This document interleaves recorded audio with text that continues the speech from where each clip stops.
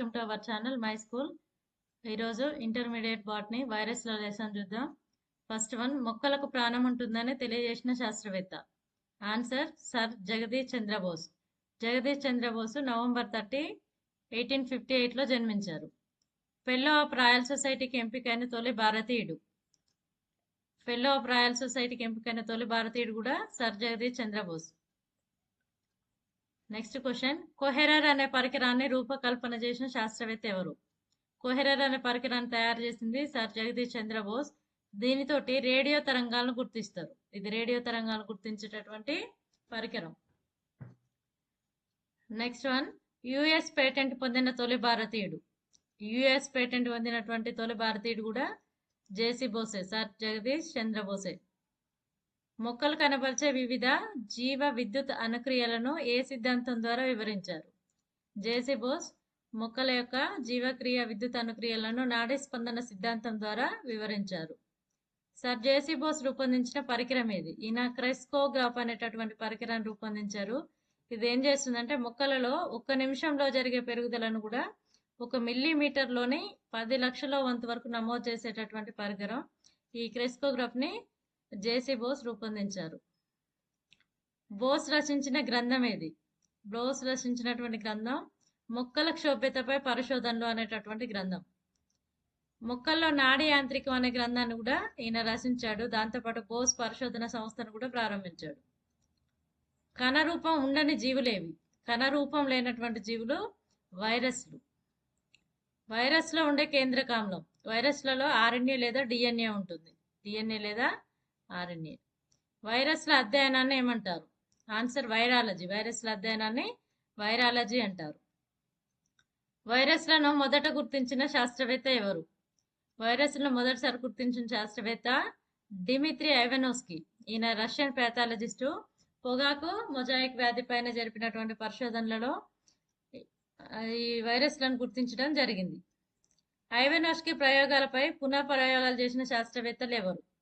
Martin బైజరింగ్. Martin బైజరింగ్ ఐవనోస్కీ చేసిన ప్రయోగాలని మళ్ళీ పునః ప్రయోగాలు చేయడం జరిగింది. ఈయన ఏం చెప్తాడంటే వ్యాధి కారకంను సజీవ సాంక్రమిక ద్రవం లేదా కంటాజియం వైవం ఫ్లూయిడం అని నిర్ధారించాడు.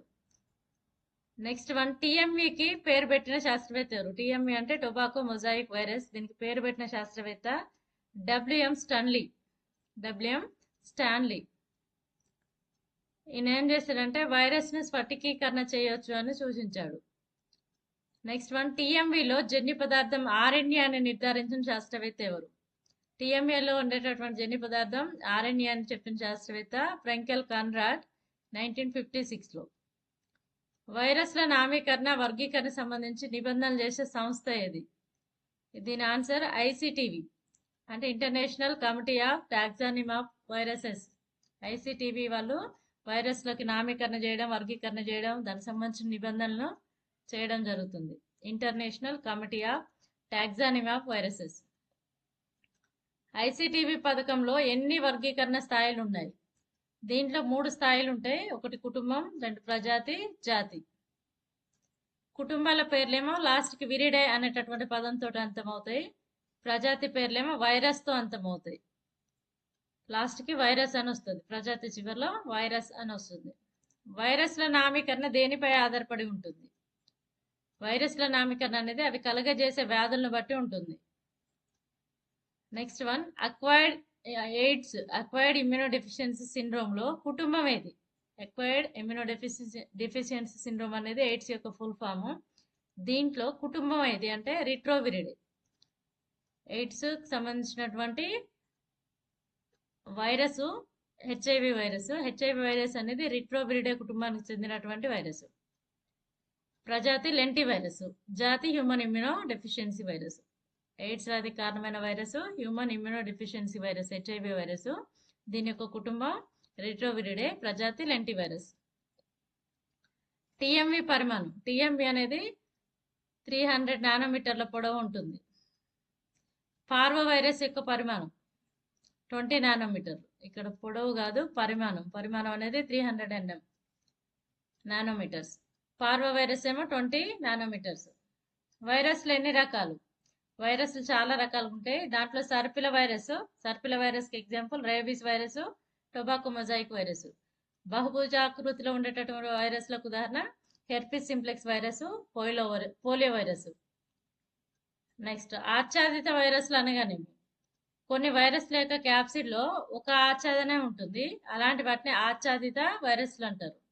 ఒక్కటే కాదు, ఒక ఆచ్ఛాదన ఉంటుంది. కొన్ని వైరస్ల యొక్క క్యాప్సిడ్ లో ఒక ఆచ్ఛాదన పొర ఉంటుంది. వాటిని ఆచ్ఛాదిత వైరస్లు అంటాం. ఇవి దాదాపు ఇంచుమించు గోళాకారంలో ఉంటాయి. ఎగ్జాంపుల్ కి ఇన్ఫ్లుయెంజా వైరస్. బ్యాక్టీరియాలను ఆశించేటటువంటి వైరస్లు, ఇక్కడ ఆవరించన్న ఆశించన్న ఒకటే. బ్యాక్టీరియాలను ఆశించేటటువంటి వైరస్లు బ్యాక్టీరియోఫేజ్లు అంటాం. బ్యాక్టీరియాలకు కూడా వైరస్లు ఎఫెక్ట్ అవుతాయి. అలాంటి వైరస్లని బ్యాక్టీరియోఫేజ్లు అంటాం. ఇవి సంక్లిష్ట వైరస్లు. బ్యాక్టీరియోఫేజ్ల నిర్మాణం ఎలా ఉంటుంది? బ్యాక్టీరియోఫేజ్ల యొక్క నిర్మాణం చాలా సంక్లిష్టంగా ఉంటుంది. తల భాగంలో బహుభుజాకారం నుండే లేదా బహుభుజ సౌష్ఠవం ఉంటుంది. తోక భాగంలోనేమో సర్పిలాకార సౌష్ఠవం కలిగి ఉంటుంది. ఎగ్జాంపుల్ కి మిజిల్స్ వైరస్. వైరస్లలో తోక తొడుకు ఉండేటటువంటి కూచుమన నిర్మాణాలు ఏ పదార్థంచే నిర్మితమై ఉంటాయి? వైరస్ చివర తోక తొడుగు ఉంటుంది. దానికి కూచుమన నిర్మాణాలు ఉంటాయి. అవి గ్లైకోప్రోటీన్ తో తయారు చేయబడి ఉంటాయి. వైరస్లలో ఉండే ప్రాథమిక అంశాలు ఏవి? వైరస్లలో కేంద్రకామ్లం ఉంటుంది, క్యాప్సిడ్ ఉంటుంది. కేంద్రకామ్లాన్ని కోర్ అని పిలుస్తాం. క్యాప్సిడ్ అనేది ఒక ప్రోటీన్ తొడుగు. క్యాప్సిడ్ పని ఏమిటి? క్యాప్సిడ్ ఏం చేస్తుందంటే వైరస్ కు ఆకారాన్ని ఇస్తుంది. అదే విధంగా వైరస్ కు రక్షణ కవచాన్ని కూడా ఏర్పరుస్తుంది. క్యాప్సిడ్ వేడితో నిర్మితం. క్యాప్సిన్ ప్రోటీన్ ఉప ప్రమాణాలతో నిర్మితమై ఉంటుంది. వీటిని క్యాప్సోమియర్లు అని పిలుస్తాం. నెక్స్ట్ వన్, ప్రతి వైరస్ కు గుర్తింపు లక్షణం ఏది? క్యాప్సోమియర్ల సంఖ్య. క్యాప్సోమియర్ల సంఖ్యను బట్టి వైరస్ ను గుర్తించడం జరుగుతుంది. మొక్కలను ఆశించే వైరస్లో జన్యు పదార్థం ఏది? మొక్కలకు కూడా వైరస్లు సోకుతాయి. అలాంటి వైరస్లని మొక్కలను ఆశించే వైరస్లు అంటాం. ఆ వైరస్లలో ఉండే జన్యు పదార్థం డబుల్ స్టాండ్ డిఎన్ఏ. 2 పోచల డిఎన్ఏ ఉంటుంది. డిఎస్డిఎన్ఏ అంటాం. డిఎస్ అంటే డబుల్ స్టాండ్ డిఎన్ఏ. జంతువులను ఆశించే వైరస్లో జన్యు పదార్థం. జంతువులకు వచ్చేటటువంటి వైరస్లో ఉండే జన్యు పదార్థం సింగిల్ స్టాండ్ డిఎన్ఏ, ఎస్ఎస్డిఎన్ఏ ఉంటుంది. T4 అనేది ఒక బ్యాక్టీరియోఫేజ్. బ్యాక్టీరియోఫేజ్ అంటే బ్యాక్టీరియాలను ఆశించే వైరస్. బ్యాక్టీరియోఫేజ్ లోని భాగాలు. బ్యాక్టీరియోఫేజ్ లో దేహం, తల, తోక అనే భాగాలు ఉంటాయి. మళ్ళీ తోక భాగంలో తోక తొడుగు, ఆధార పలకం, పిన్ను, తోక పోచలు అనే భాగాలు ఉంటాయి. ఈ తోక పోచలతోటి అతిదేయ కణం మీద అతికి పెట్టుకుంటుంది. బ్యాక్టీరియోఫేజ్ లో ఉండేటటువంటి జన్యు సమాచారం. బ్యాక్టీరియోఫేజ్ అంటే బ్యాక్టీరియాలను ఆశించే వైరస్లు కదా. వీటి లోపల ఉండేటటువంటి జన్యు సమాచారం అనేది డిఎస్డిఎన్ఏ ఉంటుంది, డబుల్ స్టాండ్ డిఎన్ఏ. హెచ్ఐవిలో కేంద్రకామ్లం. హ్యూమన్ ఇమ్యూనో వైరస్ లో ఉండేటటువంటి కేంద్రకామ్లం డిఎస్ఆర్ఎన్ఏ. ఇక్కడ ఇంతకుముందు ఇది డిఎస్డిఎన్ఏ, ఇక్కడ డిఎస్ఆర్ఎన్ఏ, డబుల్ స్టాండ్ ఆర్ఎన్ఏ. పొగాకు మొజాయిక్ యొక్క పరిమాణం. పొగాకు మొజాయిక్ పరిమాణం అనేది పొడవు 300 నానోమీటర్లు ఉంటుంది, వ్యాసం 18 నానోమీటర్లు ఉంటుంది. దీని యొక్క అనుభారం 39 × 10⁶. ఇక్కడ పవర్ రాలేదు కాబట్టి ఇట్లా ఇచ్చిన 39 × 10⁶ డాల్టన్స్ ఉంటుంది. టిఎంవి క్యాప్సిడ్ లో క్యాప్సోమియర్ల సంఖ్య 2130 క్యాప్సోమియర్స్ ఉంటాయి. టొబాకో మొజాయిక్ వైరస్ యొక్క క్యాప్సిడ్ లో 2130 క్యాప్సోమియర్లు ఉంటాయి. ప్రతి ప్రోటీన్ ఉప ప్రమాణంలో ఎన్ని అమైనో ఆమ్లాలు ఉంటాయి? 158 అమైనో ఆమ్లాలు ఉంటాయి. ప్రతి ప్రోటీన్ ఉప ప్రమాణంలో 158 అమైనో ఆమ్లాలు ఉంటాయి. నెక్స్ట్ వన్, వైరస్ డిఎన్ఏను అతిదేయ కణంలోకి ప్రవేశపెట్టడానికి ఉపయోగపడే నిర్మాణం ఏది? తోక తొడుగు. వైరస్ అనేది తోక తొడుగు సహాయంతో దాని డిఎన్ఏను అతిదేయలోకి ప్రవేశపెడుతుంది.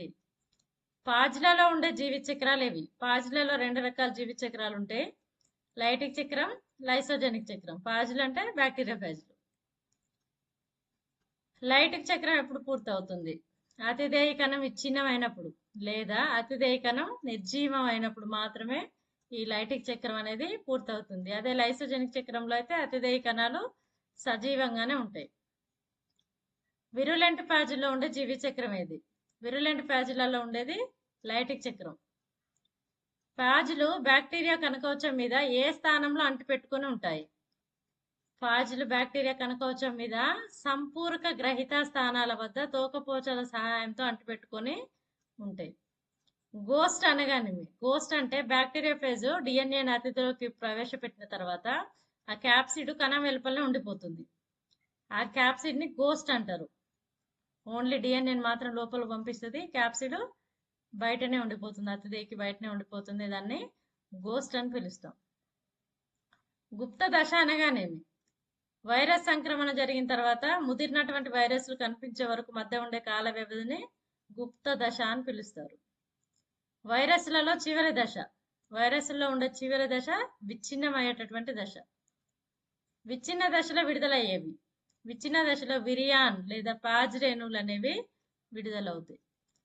పగిలే పరిమాణం అంటే ఒక కణం నుంచి నూతనంగా సంశ్లేషణ చెంది విడుదలయ్యేటటువంటి పాజ్ రేణువుల సంఖ్యను పగిలే పరిమాణం అని పిలుస్తారు. ఇది 50 నుంచి 200 వరకు ఉంటుంది. ఓకే అండి, మన వీడియో కనుక ఎవరికైనా ఉపయోగపడుతుంది అనుకుంటే వీడియోకి అయితే ఒక లైక్ చేయండి, అదేవిధంగా షేర్ చేయండి. మీ ఫ్రెండ్స్ ఎవరైనా డిఎస్సికి ప్రిపేర్ అవుతున్నట్టయితే మన వీడియోస్ని షేర్ చేయండి. అదేవిధంగా ఛానల్ని సబ్స్క్రైబ్ చేసుకొని ఫాలో అయిపోండి.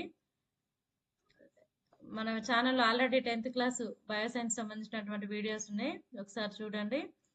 యూజ్ అవుతాయి అనుకుంటే ఛానల్ని సబ్స్క్రైబ్ చేసుకొని ఫాలో అవ్వండి. ఇంకా మీ ఫ్రెండ్స్ ఎవరైనా ఉంటే కూడా షేర్ చేయండి. Thank you for watching.